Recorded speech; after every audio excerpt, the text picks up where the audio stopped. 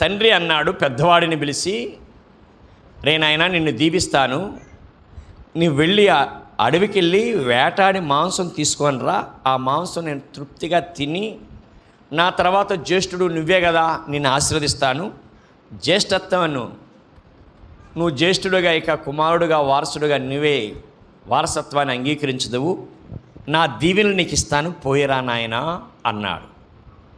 ఇప్పటికే నా కళ్ళు మంద దృష్టి వచ్చినాయి, కళ్ళు కనపడటం లేదు, బోజరుగా ఉన్నాయి, మనుషులు గుర్తుపట్టలేకపోతున్నాను, పోయిరా నాయనా అన్నాడు. సరే పెద్దవాడు వేటాడి మాంసం తెచ్చి దీవెనలు పొందామని వెళితే ఇంట్లో నుంచి ఉంది భార్య. ఆమెకి చిన్న కొడుకు అంటే బాగా ప్రేమ. ఆమె ఏం చేసింది, చిన్నవాడిని పిలిచి, యాకోబుని పిలిచి, మీ అన్నని మీ నాన్న దీవిస్తానన్నాడు, మాంసం తెచ్చి పెడితే నువ్వు మందలోకి వెళ్ళి ఒక గొర్రెని తీసుకురా, నేను కూడా మాంసంలాగా ఆ వేటాడిన మాంసంలాగా తయారు చేస్తాను, నువ్వు వెళ్ళి దీవెని పొందుకో అన్నది. ఈడన్నాడు, అమ్మో అన్నయ్యకి ఒంటి నిండా ఎంట్రుకలు ఉంటాయి, నాన్న తవిడి చూస్తే నా ఒళ్ళు నున్నం కనపడుతుంది, అప్పుడు నాకు దీవెన కాస్త మనిషి శాపాలు వస్తాయి, అమ్మో లేనిపోయిన కూడా నీ దండం పెడితే వద్దులే అమ్మా అన్నాడట. రే అయ్యో నేను చూసుకుంటా లేరా, ఆ శాప మీద నాకు వస్తుంది లేరా, నువ్వు కావాలంటే ఒంటి నిండా రోమాలు ఎంట్రుకలు ఉన్నట్టుగా నేను నీకు డెకరేట్ చేస్తాలే, పో మేక శరం కప్పి ఎట్ట కూడా తయారు చేస్తాను, నువ్వు పోయి రెడీ అయ్యి అన్నది. అంతేనంటావా, అంతేలే పోరా అన్న మాటను, ఆ దీవెనలన్నీ నీకే వస్తాయి అన్నాడు. సరే నేను వాడు వెళ్ళాడు. వెళ్ళి మందలోకి వెళ్ళి ఒక మంచి పొట్టేలు మాంసం తయారు చేసుకుని తీసుకొచ్చి అమ్మకి ఇచ్చాడు. ఆమె బాగా రెడీ చేసి మసాలా గిసాలు వేసిందేమో, బాగా మంచిగా సిద్ధం చేసి ఇచ్చి పంపించింది. నాయన నన్ను దీవించు అంట వచ్చాడు. ఎవరా నువ్వు? నేనే నాయన, నీ పెద్ద కొడుకుని నాయన. పెద్ద కొడుకువా? ఎవర్రా? అదే ఏశావుని నాయన అన్నాడు. దగ్గరికి రారా, గొంతు ఏంది యాకోబు గొంతులాగా ఉంది. దగ్గరికి వచ్చి తవిడాడు. శరీరం చూస్తే ఏశావులాగే ఉంది అనుకున్నాడు. ఈలోపు తీసుకొచ్చి బాగా ప్లేటు ముక్కులు దగ్గర పెట్టాడాము. మాంసం గుమాయించి వాసనలు వస్తున్నాయి. ఆ శోధన తట్టుకోలేక ఏం చేశాడు, పటపట తినేసేసి తృప్తిగా దీవించాడు. దీవెని పొందుతున్నాడు కానీ గుండె దరదర కొట్టుకుంటుంది, ఆడ అన్న వస్తాడు, నా ప్లాన్ ఫెయిల్ అయిపోయిద్దామోనని. అన్న రాలా, బతికి బయటపడ్డాను అనుకొని దీవెనలు పొందుకున్నాడు. నువ్వు దీవించబడతావు, నీ సహోదరుడు నీకు దాసుడుగా ఉంటాడు, నీ భూమి దీవించబడుతుంది, నీ సరిహద్దులు దీవించబడతాయి, నువ్వు విస్తరిస్తావు, ఆకాశపు వర్షాలు మంచు కురుస్తుంది, నీ పంటలు పండుతాయి, అన్ని రకాలుగా ఆశీర్వదించాడు. అమ్మయ్యా అనుకుని బయటికి వెళ్ళిపోయాడు. వెళ్ళిన కొంత సమయానికి అన్న వచ్చాడు. నాన్నగారు లెండి లెండి లెండి, మంచి మాంసం తెచ్చే తిందురులేండి, దీవించండి నన్ను అంటా వచ్చాడు. ఇందాక దీవెనలు పొందిపోయింది ఎవడరా? దీవెనలు పొందిపోయాడా? నేను ఇప్పుడే వస్తున్నాను నాన్న. లేదురా, నేను దీవించాను, మనసారా దీవించాను, హృదయపూర్వకంగా దీవించాను. లేదు నాన్న, నేను ఇప్పుడే వస్తున్నాను. అట్లాగైతే వాడు నీ తమ్ముడు వచ్చి దీవెనలు పొందాడురా, వాడు యాకోబు కూడా వచ్చాడురా.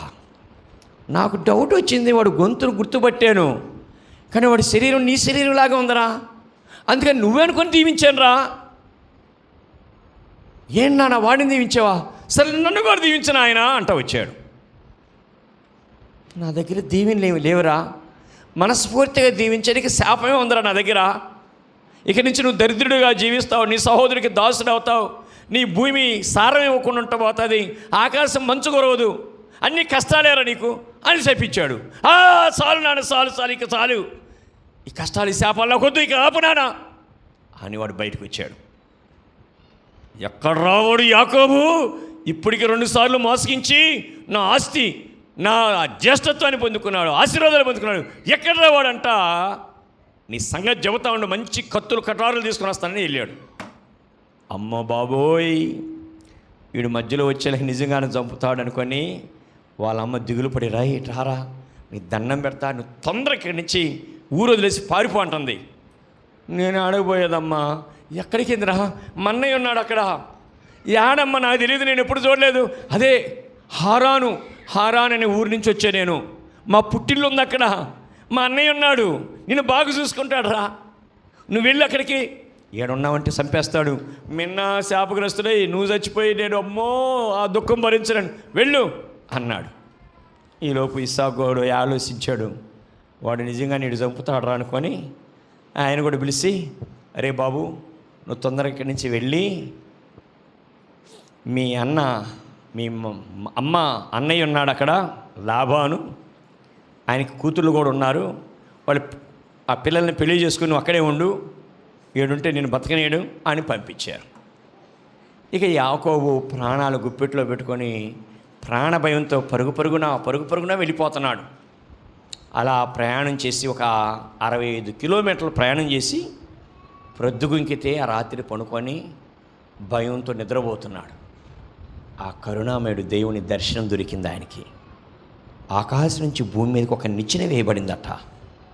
ఆ నిచ్చెన మీద నుంచి పైనుంచి దేవదూతలు దిగుతూ ఉన్నారు. భలే ఉందే అనుకుంటూ చూస్తుంటే కొంతమంది మళ్ళీ ఎక్కుతూ ఉన్నారు. దిగేవాళ్ళు దిగుతున్నారు, ఎక్కేవాళ్ళు ఎక్కుతున్నారు. దేవదూతలు దిగుచ్చు ఎక్కుచ్చు ఉన్నారు. అబ్బా ఎంత అద్భుతంగా ఉంది ఈ దృశ్యం అని చూస్తూ ఉంటే పైనుంచి ఒక గంభీరమైన స్వరం వినపడుతుంది. యాకోబు భయపడకుము, నేను నీ దేవుడినై ఉన్నాను, నీ పితరుడైన అబ్రహాము దేవుడను, ఇస్సాకు దేవుడను.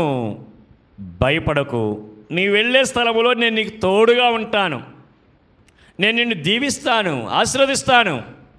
మరలా నువ్వు ఇక్కడికి వచ్చి ఈ భూభాగంలో ఉత్తరానికి, పరమటికి, దక్షిణానికి, తూర్పుకి విస్తరిస్తావు. నీ సంతానాన్ని ఇసుకు రేణువుల్లాగా చేస్తాను, నేను నీకు తోడుగా ఉంటాను, భయపడగాక అన్నాడు. ఆ మాట నెలకి మెళుకు వచ్చింది. దీనికి మెళుకు వచ్చేలకి అమ్మయ్యో ఇది మామూలు స్థలం కాదండోయ్, దేవదూతలు ఎక్కుచూ దిగుతున్నా అంటే ఇది పరలోకపు గవినిలాగుంది, ఇది దేవుని మందిరమే కానీ మరి ఒకటి కాదు ఇది అని వెంటనే ఆయన తలగడగా పెట్టుకున్నాడే రాయి, అది బాగా నిలబెట్టి ఆ రాయి మీద నూనె పోసి ప్రార్థన చేశాంట, ప్రభువా నిజంగా నన్ను దీవించి ఆశీర్వదిస్తే నేను వెళ్ళిన తర్వాత మరలా వచ్చి మందిరం కట్టిస్తా, ఇక్కడ నేను ఆశీర్వదించబడితే నాకు వచ్చిన వాటన్నిటిలో 10వ వంతు నీకు ఇస్తా. నాకు 10 గొర్రెలు వచ్చాయి అనుకో, ఒక గొర్రెలు ఇస్తా. 100 గొర్రెలు ఇస్తే 10 గొర్రెలు ఇస్తా. నాకు 1000 గొర్రెలు ఇస్తే నీకు 100 గొర్రెలు ఇస్తా. నాకు ఎన్ని వస్తాయి అన్నిట్లో 10వ భాగం ఇస్తా అని ప్రార్థన చేసుకొని ఇక బయలుదేరాడు. అక్కడి నుంచి అక్కడికి ప్రయాణము 740 కిలోమీటర్లు అంట. అంటే ఇక్కడి నుంచి విశాఖపట్నం అంత దూరం ఆయన ప్రయాణం చేసింది. ఏమవుతుంది బద్వేలు అవతల పీపీ కొంటాను ఉంటుంది, 65 కిలోమీటర్లు అంటే అంత దూరం ఉంటుంది మహా అయితే. అంత దూరమే ప్రయాణం చేసింది. ఇంకా ఆ నుంచి బయలుదేరాలి. మధ్యలో వాగులు ఉన్నాయి, నదులు ఉన్నాయి, యోర్దాన్ నది దాటాలి, యొబ్బేకు రేవులు లాంటి నదులు దాటాలి, కొండలు ఉన్నాయి, ఎడారులు ఉన్నాయి, రోడ్డులు లేవు, హైవే లేదు. అవన్నీ ప్రయాణాలు కట్టుకుంటూ పోవాలి. అయితే మధ్యలో అడవి మృగాలు ఉంటాయి. ఎన్నున్నా కానీ దేవుడు మాట్లాడాడు, దర్శించాడు కాబట్టి ధైర్యంగా వెళ్తున్నాడు. దేనికి భయపట్టను. ఎందుకు? నేను చచ్చిపోను. ఎందుకంటే చచ్చిపోవు, దేవుడు నాతో మాట్లాడాడు, మరలా నేను ఇక్కడికి తీసుకొస్తాను, నేను ఆశీర్వదిస్తానన్నాడు. కనుక ఎన్ని పరిస్థితుల్లో కూడా నేను మరలా తిరిగి వస్తానని ధైర్యంగా, ఆనందంగా, సంతోషంగా ప్రయాణం సాగిపోతుంది. దేవునికి మహిమ కలుగాక. హల్లెలూయా. ఒక వ్యక్తిని దేవుడు దర్శిస్తే, దేవుడు దీవిస్తే, ఆశీర్వదిస్తే, వాగ్దానం చేస్తే, ప్రళయాలు వచ్చినా, సమస్యలు వచ్చినా నెమ్మదిగా వెళ్ళగలం. యాకోబు ఈ కొద్ది జీవితము, దర్శనము లేని జీవితము, దుఃఖము, భయమే. దేవుడు దర్శించినాక ఆనందోత్సవాలతో సాగిపోయాడు. నీ జీవితంలో కూడా ప్రభువు లేకుండా, మారు మనసు పొందకుండా జీవించే దినాలన్నీ ప్రాణం గుప్పిట్లో పెట్టుకొని మరణ భయంతో బ్రతుకుతారు. అయితే ఒక వ్యక్తి రక్షణ పొందిన తర్వాత, ప్రభు వాగ్దానం చేసిన తర్వాత, కుమారి నీ పాపములు క్షమించబడ్డవి అని దేవుని స్వరం విన్న తర్వాత, పాప క్షమాపణ పొందిన తర్వాత, రక్షణ నిశ్చిత వచ్చిన తర్వాత, పాపాలు ఒప్పుకొని ప్రభు సన్నిధిలో సరి చేసుకున్న తర్వాత ధైర్యం వస్తుంది. ఎందుకు? నా ప్రభువు నా పాపాలు క్షమించాడు, తన రక్తములో కడిగి వేశాడు, ప్రభు ఎప్పుడొచ్చినా, నాకు పిలుపు ఎప్పుడొచ్చినా నేను పరలోకములో పరిశుద్ధులతో నిత్యానందంతో ప్రభుతో ఉండగలను, ప్రభు రాజ్యంలో ఉండగలను, ప్రభువును కలుసుకోగలను. ఒక భక్తుడు ఇలా పాడాడు, ఆహాయ బూరా ఎప్పుడు ధ్వనించునో, ఆహా నా ఆశ ఎప్పుడు తీరుతుందో, తండ్రి నా కన్నీటిని తుడచునెప్పుడో. 204 తుడచునెప్పుడో, ఆశతో వేచి ఉండే నా హృదయం, ఆశతో వేచి ఉండే నా హృదయం. ప్రియా యేసు రాజును నే చూచిన చాలు, మహిమలోనే నాయనతో నుంటే చాలు. 3వ వచనం, మకుటం పైన తలను చూసి స్వర్ణ కిరీటం పెట్టి ఆనందింతున్, ముండ్ల మకుటం పైన తలను చూచి స్వర్ణ కిరీటం పెట్టి ఆనందింతున్, కొరడాతో కొట్టబడిన వీపును చూచి, కొరడాతో కొట్టబడిన వీపును చూచి, ప్రతి ఒక్క గాయమును చుంబింతును, ప్రతి ఒక్క గాయమును ముద్దాడేదన్. ప్రియా యేసు మహిమలోనే నాయనతో నుంటే చాలు. మనం రక్షించబడి ప్రభు బిడ్డలమై ప్రభు రక్తంలో కడగబడితే యాకోబు ఆనందంతో సాగుతున్న ప్రయాణంలాగా నీ పరలోక ప్రయాణము, నీ ఆత్మీయ యాత్ర అలాగే సాగుతుంది. ప్రభు ఎప్పుడు వస్తాడా, పిలుపు ఎప్పుడు వస్తుందా, ప్రభు దగ్గరికి వెళ్తాను, ఆ ప్రియ యేసురాజును కలుసుకుంటాను, ఆయన గాయాలను నేను ముద్దాడుతాను, ఆ ముండ్ల ముకుటమైన తలను చూసి స్వర్ణ కిరీటం పెట్టి ఆనందిస్తాను అని సంతోషంతో యాత్ర సాగుతుంది. అదే రక్షణ పొందకపోతే, యేసుక్రీస్తు రక్తంలో కడగపోవడపోతే మరణం అంటే మునిగిపోతూ ఉంటావు. ఎవరన్నా వచ్చి, హలో బ్రదర్, వచ్చే నెల అంటగా నీ మరణము, వచ్చే నెల 25వ తారీఖు అంటగా నువ్వు ప్రభు దగ్గరికి వెళ్ళిపోయేది, యాత్ర ముగించేది, నువ్వు చచ్చిపోయేది వచ్చే నెల అంటగా అన్నారు అనుకోండి, సంతోషం. అవును బ్రదరు, నేను అప్పుడే వెళ్తున్నాను, ఎక్కడికి వెళ్తాను, నరకానికి వెళ్తానేమోలే, అక్కడ వేడి ఉండిద్ది అంటలే అని అంటారా, అని సంతోషంగా మాట్లాడతారా? వచ్చే నెల 25వ తారీఖు అంట కదా నువ్వు వెళ్ళేది, సచ్చేది అని అన్నాను అనుకోండి, నోరు ముయ్యి, పొళ్ళు రాలుతాయి, ఏమనుకుంటున్నావు, ఎట్లా కనపడుతున్నావు, నువ్వే చేస్తావు నాకన్నా ముందే అని ఎన్ని తగాదలాడతారో వాడవాళ్ళు, ఎంత కోపంతో ఫైర్ అయిపోతారో. అయితే రక్షణ పొందిన వారైతే, ప్రభు బిడ్డలైతే వచ్చే అట్లనా ప్రభు చిత్తం బ్రదర్, ఎప్పుడు పిలిచినా సంతోషంగా ప్రభుతో ఉండటానికి సిద్ధంగా ఉన్నాను, ఈ కష్టాల బాధలన్నిటికీ స్వస్తి చెప్పి ఆ మహిమలో ఆనందంగా ఉంటాం. దేవుని బిడ్డలకు మరణం అంటే భయం ఉండదు. కాకపోతే మనుషులుగా ఈ లోకంలో కొన్ని సంబంధాలు, బర్డన్స్, బాధ్యతలు ఉన్నాయి కాబట్టి నేను పోతే వాళ్ళు ఇబ్బంది పడతారేమో, కొంచెం అవన్నీ తీర్చిపోతే బాగుండని ఆశపడతారు, కానీ మరణానికి భయపడరు. అది దేవుని బిడ్డ. దేవుని బిడ్డ అలా ధైర్యంగా ఉంటారు. అలాగే దేవుడు లేకుండా దుఃఖంతో సాగిన యాకోబు ప్రయాణం ఇక్కడి నుంచి ఆనందంతో, మహానందంతో, గొంతులు వేస్తూ సంతోషంతో సాగిపోతున్నాడు. ఎట్టకేలకు ఆడకి చేరాడు. ఎడకి చేరాడు? చేరాల్సిన గమ్యస్థానం హారానుకు చేరుకున్నాడు. చేరుకొని ఊరు బయట ఒక బావి దగ్గర కూర్చున్నాడు. కథ జాగ్రత్తగా వినండి. ఇంకా యాకోబు ప్రయాణమే వెళ్తున్నాడు. ఏ ఊరు వెళ్తున్నాడమ్మా?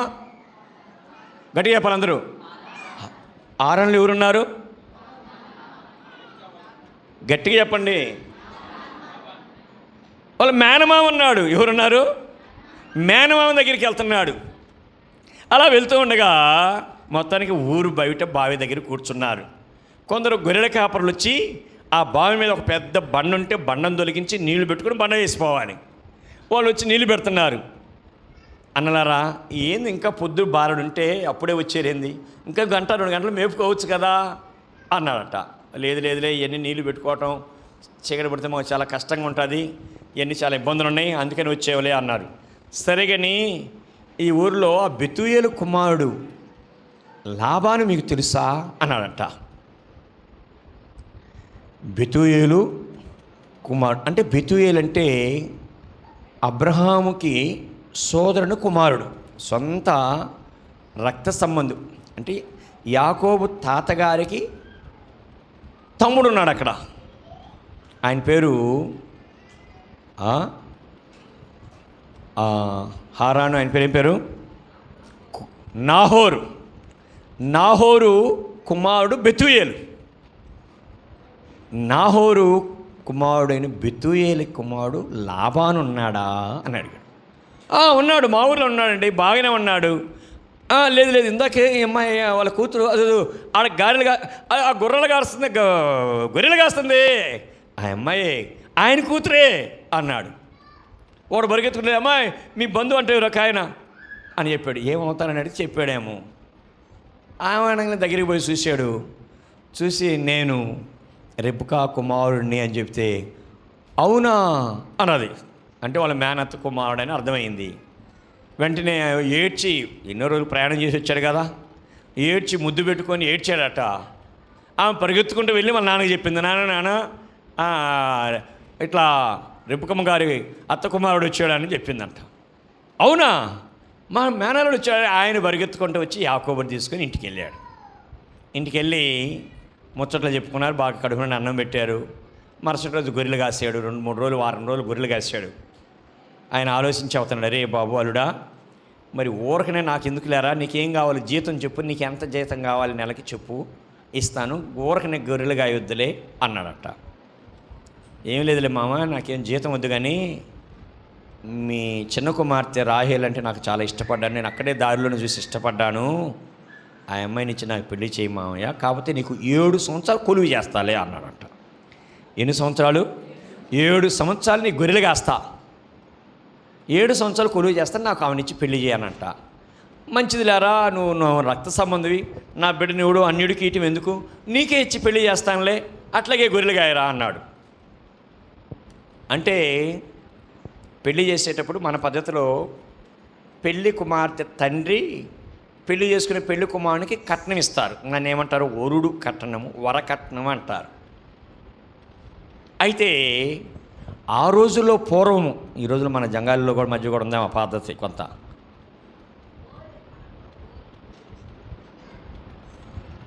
ఈ రోజుల్లో మన పద్ధతి ఏమంటారంటే, ఆ రోజుల్లో వాళ్ళ పద్ధతి ఏమంటే, పెళ్లి కుమారుడు తరపువారు పెళ్లి కుమార్తెకి ఇచ్చి అమ్మాయిని తీసుకుని వెళ్తారు. దాన్ని ఓలి అంటారు. అర్థమైంది మాట? ఓలి అంటారు. మీ అమ్మాయిని మా అబ్బాయికి ఎంత కావాలి చెప్పండి అంటారు. 10,000, 1,00,000, 10 లక్షలు అనుకో, చెల్లించి తీసుకొని వెళ్తారు. అట్లాగే వీడికి ఎవరు లేరు కదా, నాకు ఆ డబ్బులు లేవు, ఒట్టి చేతులతో వచ్చాను, నేను నీ కూతురుని చేసుకుంటాను, నీకు ఓలీగా ఏం చెల్లించాలో చెప్పు మామా అని అంట. 7 సంవత్సరాలు నా గొర్రెలుగాయి నీకు ఇస్తాను అన్నాడంట. సరేలైతే అని 7 సంవత్సరాలు గొర్రెలు కాశాడు. 7 సంవత్సరాలు గొర్రెలు కాసినాక సరే రోజు లెక్కేసుకుంటూ వస్తుందిలే, నాకు భార్య వస్తుందిలే, సంతోషంగా ఉంటామని అనుకొని ఎదురు చూస్తూ ఉన్న భార్య వచ్చింది అనుకొని పెళ్ళిళ్ళకి అంతా హంగామంతా చేశాడు. ఆ రాత్రి సరేలే నన్ను బెడ్రూమ్కి పంపించాడు. ఆ చీకటి రోజుల్లో పెద్ద కూతురుని పంపించాడు. ఆమె చిన్న కూతురులే రాహేలు అనుకున్నాడేమో పాపం. తెల్లారులకి చూస్తే రాహేలు కాదు, లేయ పెద్ద కూతురు. ఆమెకు ఆవిడకి అసలు ఇష్టమే లేదు, అసలుకే జబ్బు కలది, కడుపు మండింది, పోయి మామని తగాదాడతానికి ఫైర్ అయ్యి పోయాడంట. ఆగాడు, ఏం మామ ఇంత మోసం చేసావు, రాహేల్ నుంచి పెళ్లి చేస్తాడన్నావు, అందుకే ఆమెకు వస్తే కదా నేను కొలువు చేసింది, ఏంటి పని చేస్తా అంటా వెళ్ళాడు. ఆగు తల్లుడు, ఆగు, చెప్పే మాట విను. మా సాంప్రదాయ ప్రకారం, మా దేశ పద్ధతి ప్రకారం పెద్దదానికి చేయకుండా చిన్నదానికి చేయకూడదయ్యా, కానీ పెద్దదానికి చేసాను కాబట్టి నువ్వు ఇంకొక 7 సంవత్సరాలు కొలువు చేయి, ఆ వారం కూడా పూర్తి చేయి, దాన్ని కూడా నీకే ఇస్తాలే అన్నాడంట.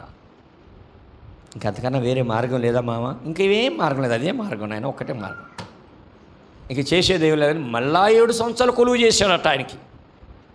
7 సంవత్సరాలు అంటే అర్థం ఏంటి? యాకోబుకి ఒక ముద్ద అన్నం పెట్టాడు, ఇక ఆయనకి ఫోన్ బిల్లులు లేవుగా, పెట్రోల్ బిల్లులు లేవుగా, బైక్ బిల్లులు, ఫోన్ బిల్లులు లేవు, షూలు బూట్లు ఏమి లేవు, ఎక్స్ట్రా ఖర్చులు ఏమి లేవు. కాకపోతే బట్టలు కొనిచ్చుంటాడు. 2-3 జతలు బట్టలు, సంవత్సరానికి 2-3 జతలు బట్టలు పెట్టి ఉంటాడు. అయ్యేం గొర్రెలు కాసుకునేకి ఎంత ఖరీదైన బట్టలు ఉంటాయి, నార్మల్గా బట్టలు. ఆ బట్టలు బుద్ధాన్నం పెట్టాడు. ఆ అన్నం తిని ఇంకొక 7 సంవత్సరాలు 14 సంవత్సరాలు కొలువు చేశాడు. ఈ 14 సంవత్సరాలు కొలువు చేసిన తర్వాత ఆమెనిచ్చి పెళ్లి చేశాడు. ఆయన ఆమెను బహుగా ప్రేమించాడు కాబట్టి ఆ 7 ఏళ్ళు కూడా కొద్ది రోజుల్లాగే గడిచిపోయినాయి అంట ఆయనకి. ఆ 7 ఏళ్ళు కూడా ఆయనకి ఎట్లా అయిందంట, కొద్ది రోజుల్లాగే గడిచిపోయినాయంట. అయితే దేవుడు వారిని దీవించి వరుసగా పిల్లల్ని ఇస్తూ వచ్చాడు. రాహేలు ముందు లేయని కదా చేసుకున్నాడు. లేయ గర్భవతి ఒక కుమారుని కన్ని, మా ఆయన నన్ను ప్రేమించట్లేదు, నేను పడే శ్రమను దేవుడు చూశాడని వాడికి రూబేను అని పేరు పెట్టిందంట. కొద్ది రోజుల తర్వాత మరలా గర్భవతి మరొక కుమారుని కన్నది. వాణిగని నేను ఎంత ద్వేషించబడ్డానో మా ఆయన ద్వారా, నేను పడ్డానన్న సంగతి దేవుడు చూసి ఇంకొక బిడ్డనిచ్చాడు, వీడిని చూసినా మా ఆయన నన్ను బాగా ప్రేమిస్తాడు అనుకొని వానికి షిమ్యోను అని పేరు పెట్టిందంట. రూబేను, షిమ్యోను. మరలా దేవుడు ఆమె గర్భాన్ని తెరిచాడు. మరలా గర్భవతి 3వ కుమారుని కన్నదట. కుమారుని కని, అమ్మయ్య మా భర్తకి, మా ఆయనకి 3 కొడుకులను కనిపెట్టాను, ఈ 3 బిడ్డలు చూసినాక నన్ను బాగా హత్తుకుంటాడులే అని సంబరపడి వానికి నన్ను హత్తుకొనును అని అర్థం ఇచ్చేటట్టుగా లేవి అని, ఏం పేరు అని పేరు, హత్తుకొనును అంటాడు వాడు. ఏం పేరు అని పేరు అంటే ఏమంటాడు, తెలుగు భాషలో చెప్పాలంటే హత్తుకొనును అంటాడు. వాళ్ళ భాషలో ఏమనాలి, లేవి అంటాడు. ఆ మాట అన్నప్పుడు మా ఆయన అన్న నన్ను చూసి ఇక నుంచి అన్న నన్ను హత్తుకుంటాడులని వానికి లేవి అని పేరు పెట్టిందంట. కొద్ది రోజులు మరలా గర్భవతి, మరలా మరో కుమారుడు కన్నదంట. వానికి దేవుడు నన్ను ఎంత కృప చూపించాడు, 1, 2, 3, 4 కొడుకులనిచ్చాడు, దేవునికి స్తుతి కలుగును గాక అని స్తుతి అని అర్థం ఇచ్చే పేరు పెట్టిందంట. అదే యోధా అని పేరు పెట్టిందంట. ఏం పేరు పెట్టింది, యోధా. 4 పేర్లు చెప్పండి ఇప్పుడు, రూబేను, షిమ్యోను, లేవి, యోధా. మళ్ళీ చెప్పండి. 4 పేర్లు పెట్టి ఆ తర్వాత చిన్నదానికి కోపం రగులుతుంది రాహేలుకి. నీకే పిల్లలు పుడుతున్నా, నాకు అసలు ఇది కావట్లేదని కసురుకుంటా, నీకే కాదులే నేను కూడా పెట్టించుకుంటానులే, నా వల్ల కాకపోతే నా దాసి ఉందిలే, బిల్హాని మా ఆయనకి ఇచ్చి పంపిస్తాను, బిల్హా నువ్వు మా ఆయన దగ్గర మునుకో, నీకు పిల్లలు పుడితే నా పిల్లలు అవుతారు, నేను మెచ్చుకుంటానులే అని బిల్హాని పంపించింది. ఎవరి దగ్గరికి, యాకోబు దగ్గరికి. బిల్హా గర్భం తెరిచాడు దేవుడు. ఆమె గర్భవతి అయి కొడుకును కన్నదంట. వాడికి ఈమె పేరు పెట్టాలి. ఇప్పుడు ఎవరు పేరు పెడతారు, లేయ పెట్టిద్దా, రాహేలు పెట్టిద్దా? రాహేలు పెట్టింది. ఎందుకు, తన దాసి తన కొరకు పుట్టాడు అన్నట్టుగా వాడు, దేవుడు నాకు తీర్పు తీర్చాడులే, నువ్వే పిల్లలు కన్నా తల్లి అనుకున్నా, నాకు కూడా పిల్లలు పుట్టాడు, దేవుడు తీర్పు తీర్చును గాక అంటూ వాడికి దాను అని పేరు పెట్టిందంట. ఏం పేరు పెట్టింది, దాను. మరలా కొద్ది రోజుల తర్వాత దాసి మరలా గర్భవతి అయింది. గర్భవతి మరో కుమారుని కన్నదంట. మరో కుమారుని అంటే ఈ పోరాటం అంతా ఎవరితోటి, అక్కతోనేగా పోరాటం. నేను మొక్కతో పోరాడి గెలిచాను గెలిచానని అర్థమిస్తూ నఫ్తాలి అని పేరు పెట్టిందంట.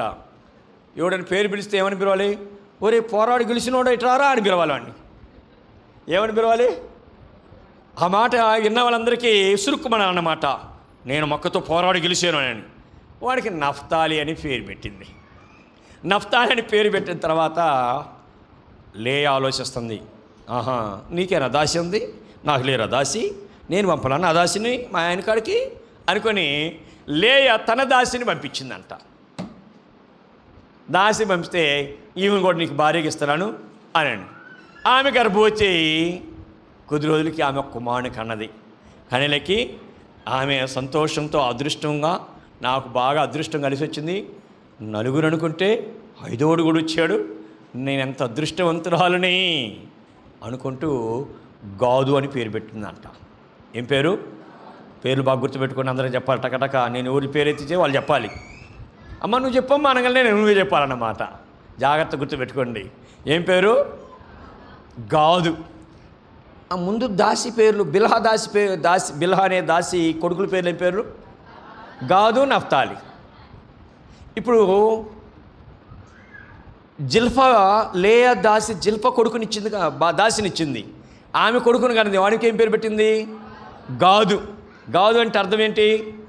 అదృష్టవంతురాలని అంట.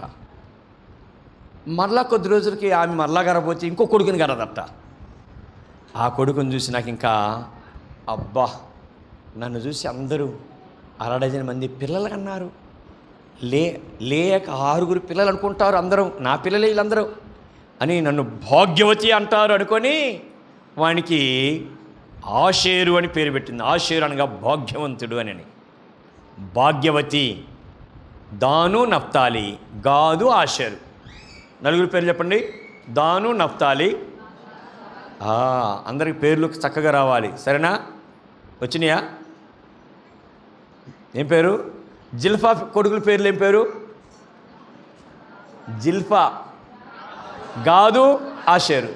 బిల్హా, దాను, నఫ్తాలి. ఆ తర్వాత కొడుకు పెద్దోడు ఫస్టోడు ఉన్నాడు కదా, రూబేన్ అనేవాడు. వాడంత బుడతడయ్యి పొలానికి వెళ్ళాడంట. పొలానికి వెళ్ళి ఆటలాడుకుంటుంటే వాడికి ఒక చెట్టు పండ్లు కనపడ్డాయంట. ఆ పండ్లు తీసుకొచ్చి వాళ్ళ అమ్మకి ఇచ్చాడట. అవి తీర గమనిస్తే అవి పుత్రదాత వృక్ష ఫలాలని అర్థమైనవి. అంటే ఆ ఫలాలు తింటే పిల్లలు పుడతారు. అది రాహేలు చూసింది. వాళ్ళ అక్క కాడికి వెళ్ళింది. ఇంతకాలం తగాదాలింది, ఇప్పుడు లాలన చేస్తలింది. అక్కో నాకు ఆ చెట్టు ఫలాలు ఇవ్వో, నాకు పిల్లలు లేరు, నీకేం చాలామంది ఉన్నారుగా, నాకు ఇవ్వో అంట వెళ్ళింది. చాలులే అమ్మ, మొగుడిని తీసుకున్నది కాక ఆయన తీసుకున్న దాకా పండ్లు కూడా ఇవ్వమంటావా, నేను ఇవ్వా అన్నదట. ఇక కావాలంటే రాత్రి ఆయన నీ దగ్గరికి పంపిస్తానులే, నాకు ఆ పండ్లు అక్క అని బతిలాడిందంట. ఇస్తావా, నిజంగా ఇస్తావా? ఖచ్చితంగా ఇస్తాను అని అంట. సరే తీసుకో అని ఇచ్చిందంట. ఏమంటారు దాన్ని? పుత్రదాత ఫలాలు. పుత్రదాత వృక్షం యొక్క చెట్లుని, అంటే పిల్లలు పుడతారు ఆ పండ్లు తింటేనని అర్థం. సరే పండ్లు ఇచ్చింది. ఇక రాత్రి సాయంకాలం కాసుకోనుంది, ఈరోజు మా ఆయన నా ఇంటికే రావాలి, నా గుడారానికే రావాలని. ఆయన సాయంకాలం గర్రెలు కాసుకొని వస్తూ ఉన్నాడు. ఎదురుపోయిందంట.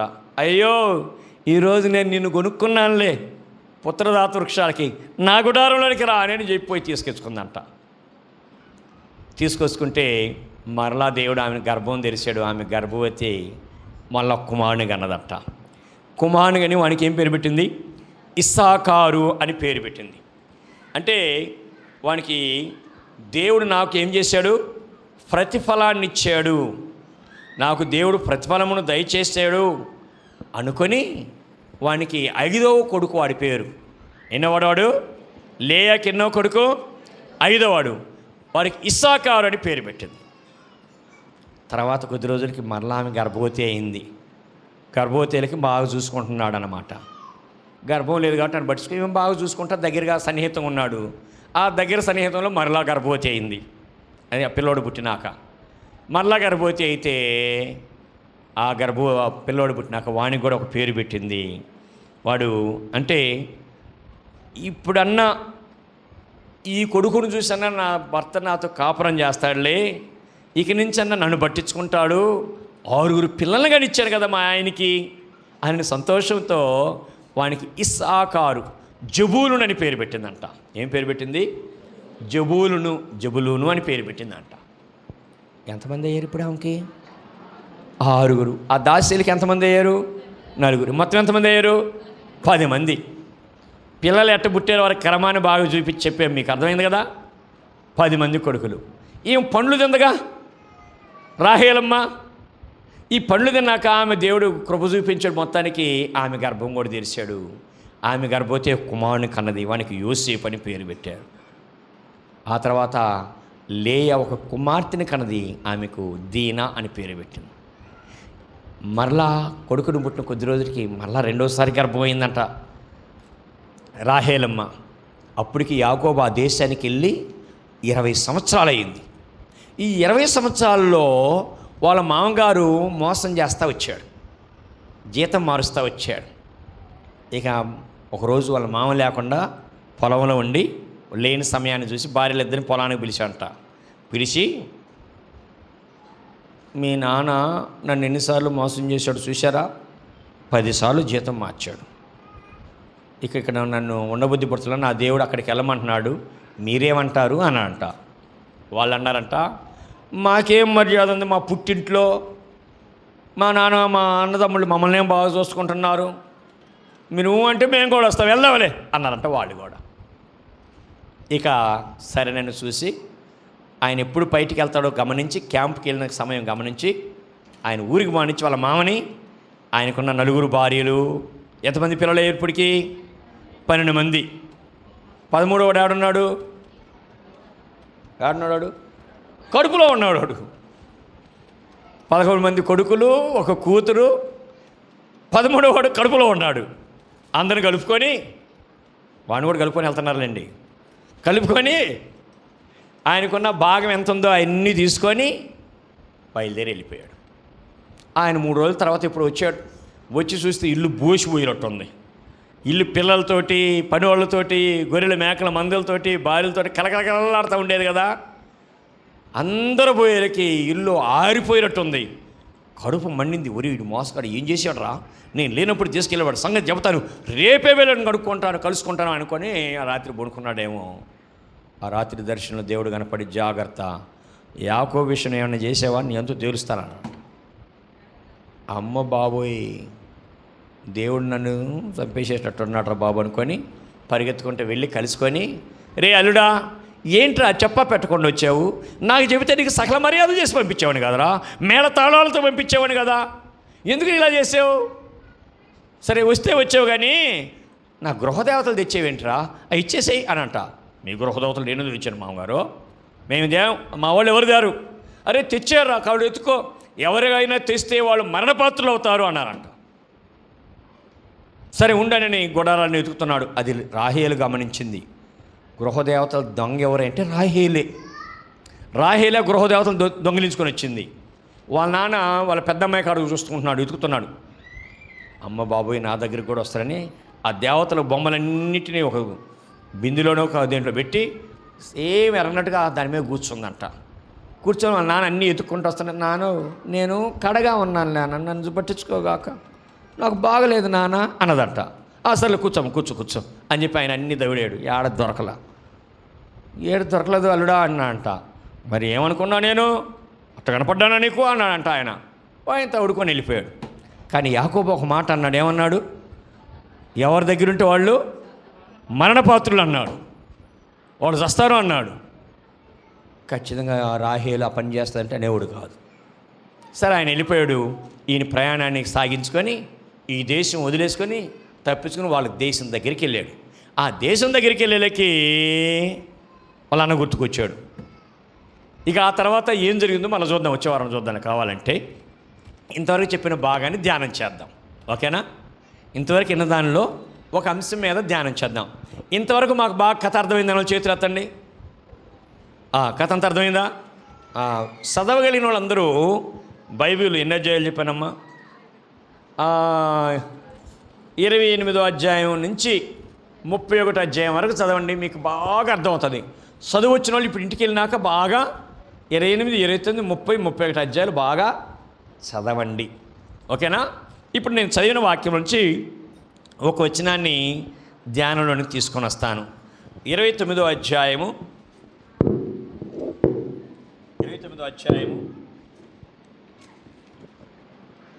30వ వచనం చదువుకున్నాం అనుకుంటా. చూడండి ఒకసారి. రాహేలును కూడాను, మరియు అతడు లేయా కంటే రాహేలును బహుగా ప్రేమించి అతనికి మరి 7 ఏండ్లు కొలువు చేశాను. లేయా ద్వేషింపబడ్డ యెహోవా చూచి ఆమె గర్భము తెరిచెను. రాహేలు గొడ్రాలయుండెను. లేయా గర్భవతి అయి కుమార్ని కని. అలాగే 27, 28 వచ్చినా కూడా సార్. 27, 28 ఈమె యొక్క వారము సంపూర్ణము చేయుము. నీవిక 7 సంవత్సరములు నాకు కొలువు చేసినడలా అందుకై ఆమెను కూడా నీకు ఇచ్చదని చెప్పగా, యాకోబు అలాగు చేసి ఆమె వారము సంపూర్తి అయిన తరువాత అతడు తన కుమార్తె అయిన రాహేలును అతనికి భార్యగా ఇచ్చెను. మరియు లాబాను తన దాసియగు బిల్హాను తన కుమార్తె అయిన రాహేలును దాసిగా ఇచ్చెను. యాకోబు రాహేలును కూడెను. మరియు అతడు లేయా కంటే రాహేలును బహుగా ప్రేమించి అతనికి మరి 7 ఏండ్లు కొలువు చేసెను. రైట్. ఇక్కడ మనం చదివిన భాగంలో ఒక విషయాన్ని మీ ముందు స్పష్టంగా క్లియర్గా వెలుగులోనికి తీసుకురావాలని ఆశిస్తున్నాను. యాకోబు రాహేలును అమితముగా ప్రేమించాడు. అవునంటారా కాదంటారు? ఇప్పుడు చెప్పండి, విన్నా కథను బట్టి ప్రేమించాడు లేదా? ప్రేమించాడు. ఆ ప్రేమ కోసం ఆయన తన జీవితంలో ఎన్నో విషయాలను కోల్పోవలసి వచ్చింది, త్యాగం చేయాల్సి వచ్చింది. దీనిని మన ఆత్మీయ జీవితానికి క్రీస్తు కొరకు మన సమర్పణకు అన్వయిస్తూ ఈ భాగాన్ని ధ్యానం చేద్దాం. మళ్ళీ చెప్తున్నాను, యాకోబు రాహేలును ప్రేమిస్తే ఏమేమి కోల్పోయాడు? నిజముగా నీవు కూడా నీ కొరకు ప్రాణం పెట్టిన దేవుణ్ణి అలాగే ప్రేమించగలిగితే, ప్రభువు నువ్వు ప్రేమిస్తే నువ్వు దేవుని కొరకు దేన్నైనా కోల్పోతానికి ఇష్టపడతావు. ఒకవేళ నువ్వు దేవుని కొరకు దేనిని కోల్పోవటం ఇష్టం లేకుండా జీవితయాత్ర సాగిస్తున్నావు అంటే నువ్వు నిజముగా దేవుణ్ణి ప్రేమించటం లేదు అని అర్థం చేసుకోవచ్చు. ఇప్పుడు వినే సందేశంలో మనం దేవుణ్ణి ప్రేమిస్తున్నామా లేదా, మన ప్రేమ ఎలా ఉన్నది అనేది కొద్ది నిమిషాలు క్లుప్తంగా ధ్యానం చేద్దాం ఈ భాగాన్ని. యాకోబు రాహేలును ప్రేమించడం వలన ఏం కోల్పోయాడంటే, మొదట తన సమయాన్ని కోల్పోయాడు. ఎన్ని సంవత్సరాలు చేశాడు? Loss of time. ఎన్ని సంవత్సరాలు కోల్పోయాడు? 14 సంవత్సరాలు.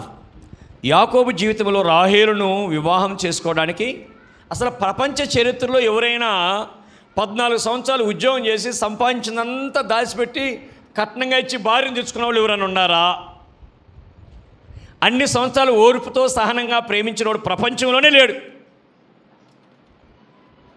భార్య కొరకు అంత ప్రయాసపడిన ప్రేమికుడు ఒకవేళ ప్రపంచంలోనే లేడేమో. 14 సంవత్సరాలు ఆ గాడిదలు లేకపోతే గొర్రెలు మేపుతూ ఎండకి వానకి గాలికి అన్నిటికీ తిరిగి తన సమయం అంతా, యవన బలమంతా వృధా అయిపోయింది. ప్రియ దేవుని బిడ్డలారా, మన సొంత ప్రణాళిక కంటే దేవుని పరిచర్య కొరకు, ఆయన చిత్తాన్ని నెరవేర్చడం కొరకు మనం విలువైన సమయాన్ని కేటాయించడానికి, లోక సంబంధమైన కాలక్షేపాలు కోల్పోవడానికి సిద్ధంగా ఉన్నామా? యాకోబుకి ఆస్తి ఉంది, అంతస్తు ఉన్నాయి, అన్నీ ఉన్నాయి ఇంటి దగ్గర. 1 సంవత్సరము పనిచేసి విసుగు పుట్టి వదిలేసి వెళ్ళిపోవచ్చు. కానీ వెళ్ళిపోవటానికి కారణం ఏంటి? రాహేలును ప్రేమించాడు కనుక ఆమెను వదులుకోవటం ఇష్టం లేక కష్టపడుతున్నాడు. లైఫ్ టైం అంతా వేస్ట్ అవుతుందని తెలుస్తుంది. తనకున్న ఎంతో లగ్జూరియస్ లైఫ్ ఇంటికాడుంది. వాళ్ళ నాన్నగారు కోటేశ్వరుడే, వాళ్ళ తాతగారు కోటేశ్వరుడే. అవన్నీ వదిలేసుకొని దిక్కులేని అనాథలుగా ఆడ గొర్రెలుగా వస్తున్నాడు. ఆ ఇంట్లో ఆయనకి అల్లుడు మర్యాద ఏమైనా ఉన్నదా? సహజంగా అల్లుడు వస్తే అనుకుని ఎలా ఆ ఇంటికాడ వాడు తినడానికి తికాణం లేకపోయినా అత్తగారింట్లో చాలా పెత్తనం చేస్తూ ఉంటాడు. అల్లుడు మర్యాద అనేది సహజంగా ఉంటుంది, ఎంతో కొంత. ఏమైనా ఉందా ఈ అల్లుడికి మర్యాద ఏమనుందా? ఏ మర్యాదలు లేకపోయినా, ఎన్ని మోసాలు చేసినా ఆమెను ప్రేమిస్తున్నాడు కాబట్టి అవన్నీ పట్టించుకోకుండా ఉన్నాడు. నిజముగా నువ్వు దేవుని ప్రేమిస్తే దేవుని కొరకు నీ సమయాన్ని వెచ్చిస్తావు, నీ బలముని వెచ్చిస్తావు. నిందలు వచ్చినా, అవమానాలు వచ్చినా ఎన్నైనా భరించడానికి ఇష్టపడతావు. తిట్టినా, అనినా, కొట్టినా, ఎన్నన్నా కానీ ప్రభువు నువ్వు నిజంగా ప్రేమించినప్పుడు ఆయన కొరకు సమస్తాన్ని సహించడానికి, భరించడానికి ఇష్టపడతావు. 29వ అధ్యాయం 20వ వచనం చూడండి. 29వ అధ్యాయము 20వ వచనము. యాకోబు రాహేలు కోసము 7 సంవత్సరములు కొలువు చేసెను. ఆ. అయినను అతడు ఆమెను ప్రేమించుట వలన అవి అతనికి కొద్ది దినములుగా తోచెను. ఆమెను ప్రేమించటం వలన అవి కొద్ది దినాలుగా తోసినట్ట. ఇష్టముంటే ఎంత కష్టమైనా చేస్తావు.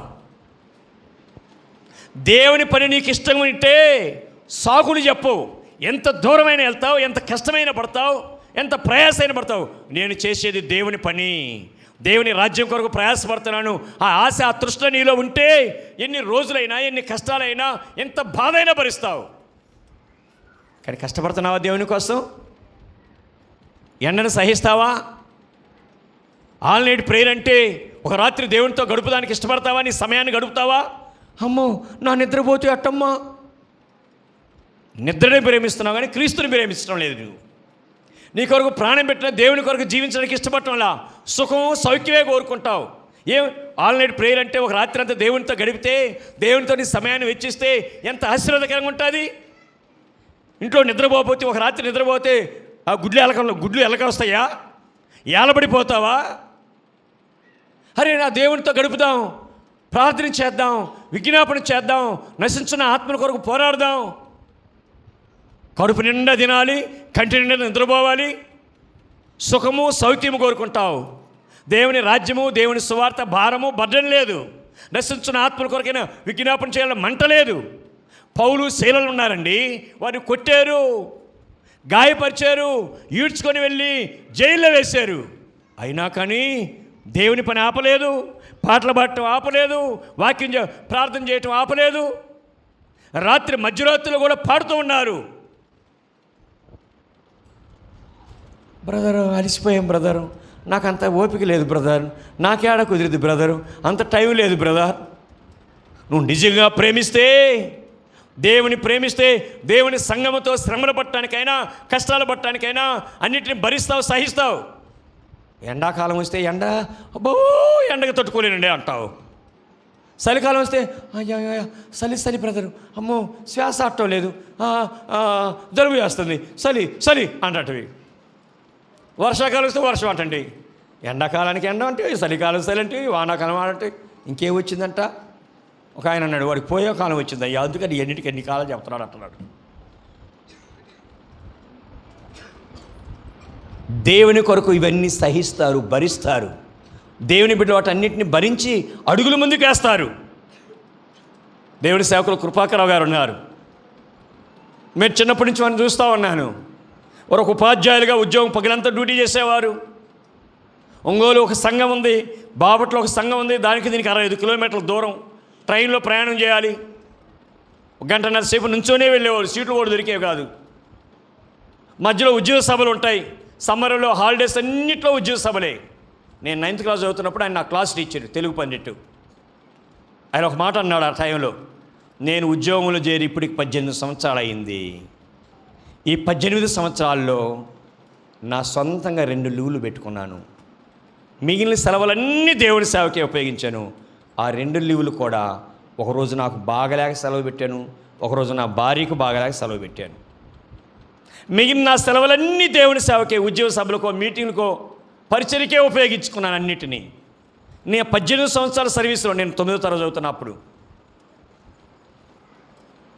మరి మన సెలవులన్నీ పెళ్ళిళ్ళకి, బంధువులింటికి, గృహప్రవేశాలకే ఉంటాయి. మీటింగ్లు పెట్టమండి, ఒక్కరోజు కూడా సెలవు దొరకదు మన వాళ్ళకి. అరే ఉద్యోగ సభలు జరుగుతున్నాయి, సంఘంతో కలిసి పరిచర్య చేద్దాం, మీటింగ్లకి వెళ్దాం, 2 రోజులు మీటింగ్ పెడదాం, సెలవు పెడదాం, రమ్మనండి, ఒక్క సెలవు కూడా పెట్టరు. సొంత పనులకి, ఇంటి పనులకి, ఒంటి పనులకి, పంటి పనులకి, బంధువులు చూడటానికి, విహారయాత్రకి ఎన్ని రోజులైనా సెలవులు పెడతాం మనం. నిజంగా నువ్వు ప్రేమిస్తున్నావా దేవుని ప్రేమిస్తే నీ సమయాన్ని, నీ బలాన్ని, నీ శక్తిని దేవుని కొరకు ఉపయోగిస్తావు. నువ్వు దేవుని ఎక్కువగా ప్రేమిస్తున్నావా, లోకాన్ని ఎక్కువగా ప్రేమిస్తున్నావా? ఆలోచించు. నువ్వు నిజంగా దేవుని ఎక్కువగా ప్రేమిస్తే నీ సమయము, బలము, ద్రవ్యము, శక్తి ఉపయోగిస్తావు. దేవుని కన్నా దేనినైనా ఎక్కువగా ప్రేమిస్తే అది నీ జీవితంలో ఒక విగ్రహం లాంటిది. జాగ్రత్త, అది విగ్రహమే.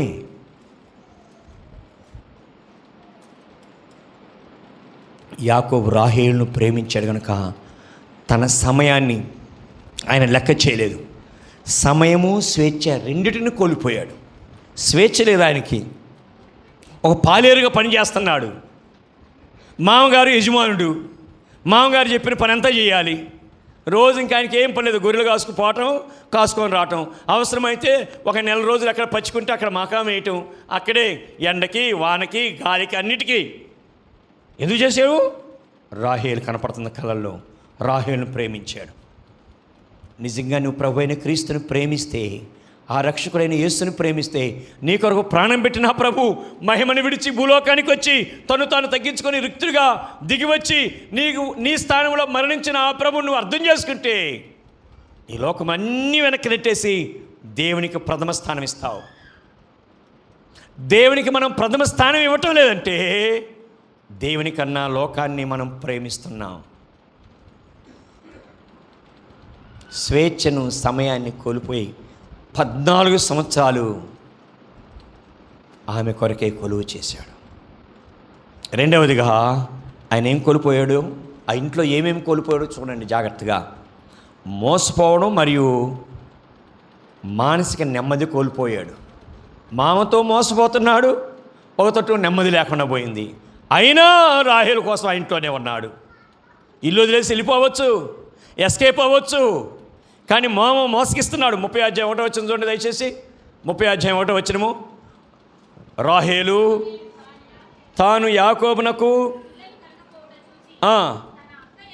తన అక్కయందు అసూయపడి యాకోబుతో నాకు గర్భమునిమ్మో లేనేళ్ళ నేను చస్తాను అంటుందట. ఆమె గర్భవతి అవుతుంది, గర్భం రాలా. ఇంట్లో రోజు గొడవ, అక్కాజీరులకి పట్టంలా. ఇప్పుడు అక్కాజీరులు ఏమయ్యారు? సౌతులు అయ్యారు. అక్కాజీరులు అయిపోయారు, సౌతులు అయ్యారు. ఈ సౌతులు పోరు ఎక్కువైపోయింది. ఈ పోరులో రాహేలు చూడండి, నాకు పిల్లల్ని ఇస్తావా లేదా, లేకపోతే నేను చస్తా, నేను బతకను అంటున్నాడు. మరి నువ్వు చస్తే అట్ట నీకోసం కదా 14 సంవత్సరం నేను కొలువు చేశాను, నువ్వు పోతే నా బతికేం కావాలి? ఏమో నాకు పిల్లల్ని ఇస్తావా లేదా? నెమ్మది ఉందా యాకోబుకి? సమాధానం ఉందా? ఒకటి మామగారేమో పెద్ద పెళ్లి చేస్తానరా 7 సంవత్సరాల కంటే ఏమో పెద్దాన్ని రాహేలు నీకుండా లే అని పంపించాడు. రోజులు గడిసే కొంది ఆయన మోసం అంట 10 సార్లు జీతం మార్చాడంట. ఇప్పుడు సహజం ఉద్యోగం చేస్తున్నారండి, 6 నెలలకు ఒక ఇంక్రిమెంట్ ఇస్తామంటారు. ఇప్పుడు 6 నెలలకి నీకు ఇంక్రిమెంట్లు కాకుండా ఏమవుతుంది? డిక్రిమెంట్లు అవుతుంది, డిక్రీజ్ అవుతుంది. బోనస్లు, ఇంక్రిమెంట్లు వస్తాయని ఎదురు చూసే సమయంలో 100 గొర్రెలు ఇస్తాను రా అన్నవాడు, అల్లుడా పరిస్థితులు బాగలేవురా, నీకు 100 ఇస్తానని కానీ ఈసారి 90 గొర్రెలు ఇస్తారా అంటున్నాడు. 90 గొర్రెలు ఇస్తానంటున్నాడు. మరి ఏంది ఆయన ఉద్దేశం? వీడు తిరిగి వెళ్ళాడు, రాహేలు కోసం ఉంటాడులే, దాన్ని బాగా క్యాచ్ చేసుకున్నాడు. ఆయన మోసం చేస్తున్నాడు. మరలా ఇంకొక 6 నెలలకి సహజంగా ఏ పనిలో పెట్టినా కానీ 10,000 జీతం ఇస్తామన్నాళ్ళు, ఈ సంవత్సరం 12,000 ఇస్తాంలే, మళ్ళీ 14,000 ఇస్తామని పెంచుకుంటూ పోతారు. ఇప్పుడు ఈయనకి పెరగటంలా తగ్గిస్తున్నాడు, 1000 తగ్గించుకుంటూ వస్తున్నాడు. మరలా 6 నెలల తర్వాత ఏం చేశాడు? ఇంకొక 10 గొర్రెలు తగ్గిస్తున్నాడు. డిక్రీజ్ అవుతుంది ఈ జీతం, అయినా కానీ నమ్మకంగా చేస్తూ ఉన్నాడు. కారణము రాహేలు కోసం. అతడు ఆమెను ప్రేమించాడు కనుక ఇవేమీ పట్టించుకోలేదు. నిజంగా నువ్వు దేవుని ప్రేమిస్తే లోకం మోసించినా, అసహించుకున్నా, తిట్టినా, కొట్టినా ఆయన సన్నిధిని విడిచిపెట్టవు. నీవు ప్రభు సన్నిధిని విడిచిపెట్టవు. నిజంగా నువ్వు దేవుని ప్రేమిస్తే, ఆయన ప్రేమను అర్థం చేసుకుంటే, ఆయన ఇచ్చే రక్షణ యొక్క విలువ నీకు తెలిస్తే, ఆ పరలోక మహిమ ఏంటో నీవు అర్థం చేసుకుంటే, నువ్వు దేవుని కొరకు ఎవరు ఎన్ని నిందలు వచ్చినా, ఎన్ని అవమానాలు వచ్చినా, ఎన్ని కష్టాలు వచ్చినా వాటిని సహిస్తావు, భరిస్తావు. కానీ వెనుదిరగవు. ఇక నువ్వు అలాంటి శ్రేష్ఠతలోనికి రాలేదంటే నువ్వు ప్రభువుని ప్రేమించటం లేదన్నమాట. యాకోబు ఇంకేమేమి కోల్పోయాడు చూడండి. మోసపోవటం ఏమన్నా కుటుంబంలో ఆయన మోసపోయాడు అంటే 29 అధ్యాయం 25 వచనంలో ఉదయం అయినప్పుడు లేయాను చూసి ఆయనకి కడుపు మండిపోయింది. ఏంటి మామ ఈ పని చేసావు అంటూ వచ్చాడు. అలాగే న్యాయమైన కూలి, ఆర్థిక వ్యవస్థ ఆర్థికంగా నష్టకోల్పోతూ ఉన్నాడు. 31:7 చూస్తే, మూడవదిగా 31:7 నీ తండ్రి నన్ను మోసగించి నా జీతమును 10 మార్లు మార్చిన ఆయన నాకు హాని చేయుటకు దేవుడు సెలవీయలేదు. మీ నాన్నగారు నన్ను మోసగించాడు, 10 సార్లు జీతం మార్చాడు. ఆర్థికంగా నష్టపోతూ ఉన్నాడు. నష్టపోయినా అంటే ఆయనకి ఏమర్థమైంది, నేను జీతం సహజంగా 50,000 జీతం ఇచ్చేవాడు నెక్స్ట్ మంత్ 60,000 ఇస్తానుకుంటారు.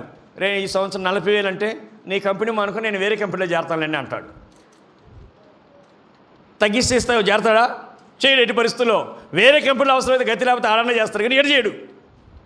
ఇప్పుడు యాకోబు జీతం తగ్గించినా కానీ విల్లు చేసి పోడులే. ఎవరి కోసము? రాహేలు ప్రేమిస్తున్నాడని దాన్ని క్యాచ్ చేసి ఆయన జీతం తగ్గిస్తున్నాడు. 10 సార్లు తగ్గించాడట. అయినను యాకోబు అక్కడే ఉన్నాడు. అది నువ్వు దేవుని ప్రేమించి దేవుని కొరకు జీవిస్తున్నప్పుడు ఎంత కష్టమైనా నష్టం వచ్చినా లోకం ఏమన్నా కానీ వాటిని పట్టించుకోవు. ప్రభు కొరకే జీవించడానికి ఇష్టపడతావు, ప్రభు ప్రేమలోనే ఎదగటానికి ఇష్టపడతావు. అలాగే ఒక మాట అంటాడు యాకోబు 31:40 శారీరక సుఖము మరియు నిద్ర నేను కోల్పోయానంటాడు. శారీరక సుఖము మరియు నిద్ర, పగటి ఎండకును రాత్రి సరికి నేను క్షీణించిపోతిని, నా కన్నులకు నిద్ర దూరమాయును. పగటి ఎండ, రాత్రి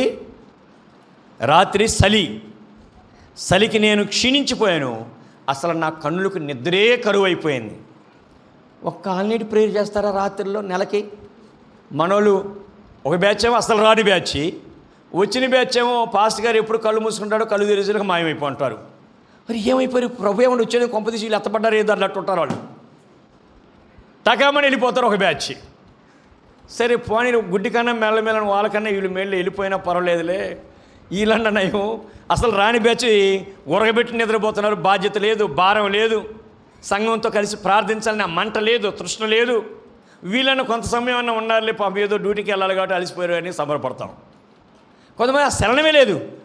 సంఘమా, దేవుని బిడ్డలారా, నెలలో ఒక రోజు ఒక రాత్రి నిద్ర కాసినా పర్వాలేదు, ప్రభువుతో గడపాలని ఒక తీర్మానం చేసుకు. ఈరోజు ఎంతకాలం సత్సుభక్తి పుచ్చుభక్తి చేస్తావు? కృపాకరరావు గారు ఉన్నారండి, ఆయనకి ఇప్పుడు 82 సంవత్సరాలు. ఈ మధ్యకాలంలో నాకు తెలియదు కానీ నిన్న కూడా విన్నాను ఎవరు చెప్తుంటే, ఆల్ నైట్ ప్రేయర్లో ఆయన కూర్చున్నాడంటే 3-4 గంటల దాకా అసలు లెగవడు. సహజంగా వయసులో గంటకు లెగవాలి, కాలంలో రక్త ప్రసరణ జరగటానికి కానీ అవన్నీ. 82 సంవత్సరాల వయసు వరకు కూడా ఆయన నెలలో 2 సంపూర్ణ రాత్రి ప్రార్థనకు హాజరవుతాడు. బాపట్ల సంఘంలో హాజరవుతాడు, ఒంగోలు సంఘంలో హాజరవుతాడు. మరి మీకేమైందండి? మనకేమైంది? ఆయనకన్నా పెద్దవారవా? ఆయనకన్నా బాధ్యతలు ఉన్నాయా? 80 సంవత్సరాల వయసులో కూడా దావీదు అట్లాగే కూర్చొని వాక్యం చెప్పుండేవాడు. ఈ మధ్య కొంచెం పెద్ద అయినాక మధ్యలో 1 గంట పోయి పడుకొని మళ్ళీ వచ్చి అటెండ్ అయ్యేవాడు. నేనున్న రోజుల్లో అయితే అప్పుడు బాగా బలంగా ఉన్నాడు కదా, సంపూర్ణంగా ఉండేవారు. రాత్రులు గడిపాడంటే యాకోబు ఎవరి కోసం? ప్రేమించిన రాహేలు కొరకు. నువ్వు ప్రేమించిన యేసు కొరకు ఒక రాత్రి అన్న గడుపుతున్నావా? భరిస్తున్నావా? ఇంటికి పోయి నిద్రపోవటం ఏంటండి? కొంచెం రెస్ట్ తీసుకో, కొంచెం అడ్డు తిరుగు, మళ్ళా సంఘంతో కలిసి ప్రార్థన చేయి. నువ్వు ఎంత ప్రేమిస్తున్నావు అనేది వాక్యంతో నీకు అర్థమవుతుండాలి. వాక్య వెలుగులో నువ్వు దేవుని ఎంతగా ప్రేమిస్తున్నావు అనేది నీకు తెలుస్తూ ఉండాలి. ఏమంటాడు? శరీర సుఖము నిద్ర నాకు కరువైపోయింది. స్వదేశము నెక్స్ట్ పాయింట్. స్వదేశం మరియు తల్లిదండ్రుల సాన్నిధ్యాన్ని కోల్పోయాడు. స్వదేశానికి దూరమయ్యాడు. తల్లిదండ్రుల సన్నిహిత్యము లేదు. తల్లిదండ్రుల సాన్నిధ్యము అంటే తల్లిదండ్రులతో ఉండే ఆనందాన్ని వదిలేశాడు ప్రేమించిన రాహేలు కొరకు. యేసయ్యను ప్రేమిస్తే ఈ లోకములు అందరికన్నా విలువగా ప్రభువే కనపడతాడు. 31 అధ్యాయం 38 మనం చూస్తే, ఈ 20 సంవత్సరములు నీ యొద్ద నేనుంటిని. అమ్మా నాన్నను వదిలేసి ఎన్ని సంవత్సరాలు అయిందంట? 20 సంవత్సరాలు వదిలే. తోబుట్టువులను అందరినీ వదిలేశాడు, ప్రేమించాడు.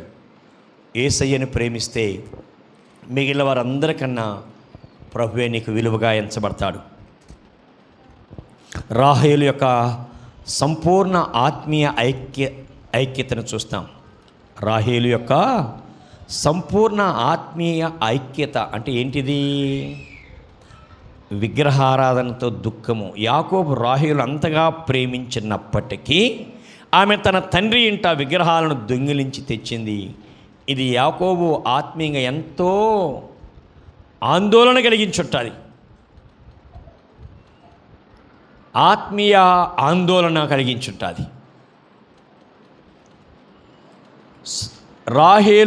రాహేలు చేసిన పని యాకోబుకి ఆందోళన. అరే, ఇంతకాలం నుంచి ఆమె నన్ను ప్రేమిస్తున్నట్టు కనపడింది, కానీ నన్ను కాదు ప్రేమించింది. ఎవరిని ప్రేమించింది? ఎవరిని ప్రేమించింది? గృహదేవతలను ప్రేమిస్తూ వచ్చింది. ఏమా విగ్రహారాధన దుఃఖము ఆయనకి మిగిలిపోయింది. చాలామంది ప్రార్థనకు వస్తున్నట్టే ఉన్నారు. అమ్మ మారు మనసు పొందారు, రక్షించబడ్డారు, బాప్తిసం తీసుకున్నారు, పర్వాలేదు అనుకుంటే ఇంటికి పోతే అన్నిలో ఆచారాలు, ఆకులు వదలరు, ఒక్కలు వదలరు, పాప జీవితాన్ని విడిచిపెడతాం లేదు, పరిశుద్ధతను కోరుకోవటం లేదు. ఈ ప్రభువుతో ప్రేమిస్తున్నట్టే నటిస్తున్నారు. ఆ లోకములో ఉన్న విగ్రహాలను, అన్యుల పద్ధతులను, పాపాన్ని ద్వేషించటం లేదు. రాహేలు చేసిన తప్పు చివరికి ఏమైపోయింది?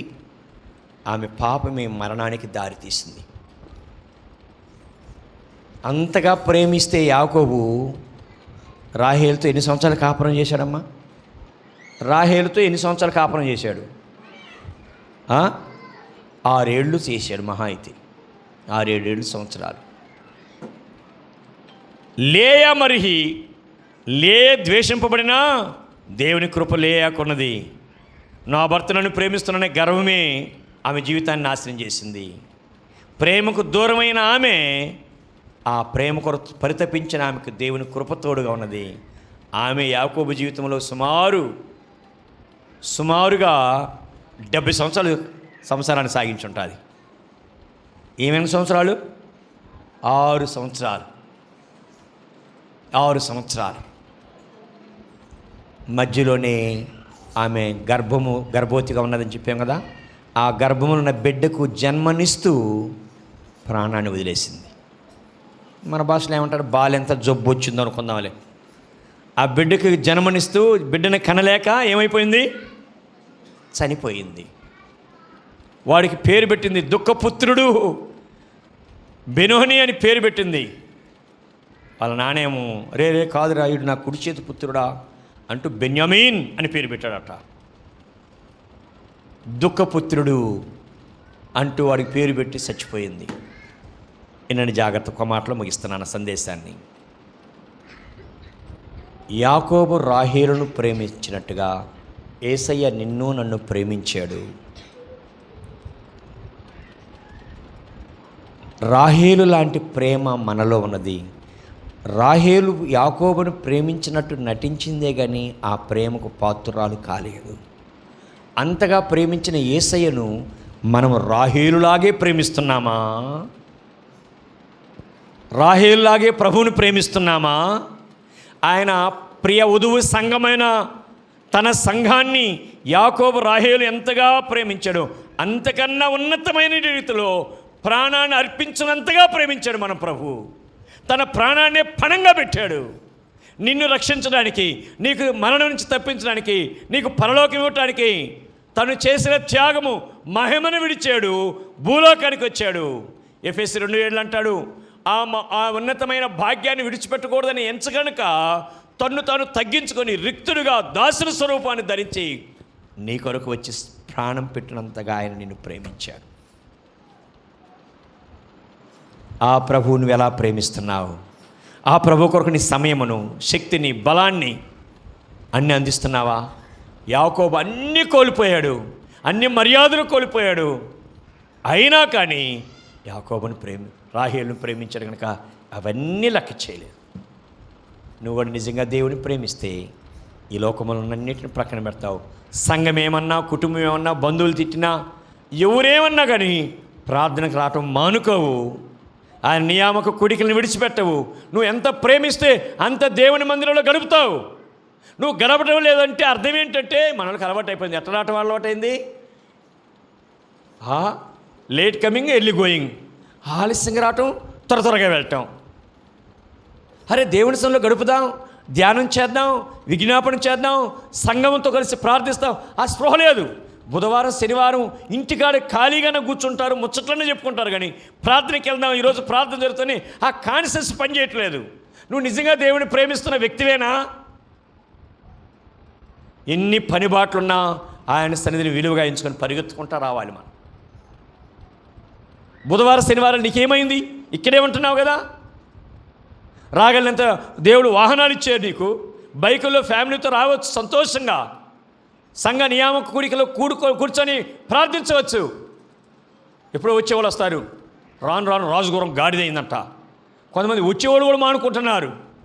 సోమరితనమో నిర్లక్ష్య వైఖరి. అయ్యో నీ ఆత్మీయ జీవితంలో వెనకబడిపోతున్నావు. దుఃఖ దినాలు అవి. ఏడవాలి మనం. పశ్చాత్తాపంతో ప్రభు దగ్గరికి వద్దాం. ఆ ప్రేమామయుడైన ప్రభు మనతో మాట్లాడుతున్నాడు. ప్రేమలో నిజంగా నువ్వు దేవుని ప్రేమిస్తే ఆ ప్రేమలో త్యాగం ఉంటుంది.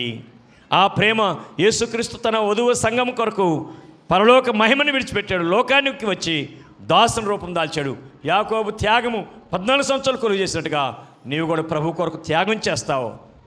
అట్టి త్యాగం నీ జీవితం లేకపోతే తలల వంచు, ప్రార్థన చేయి, ప్రభుకి నిన్ను అప్పగించుకో, సమర్పించుకో. ప్రార్థన చేసుకుందాం.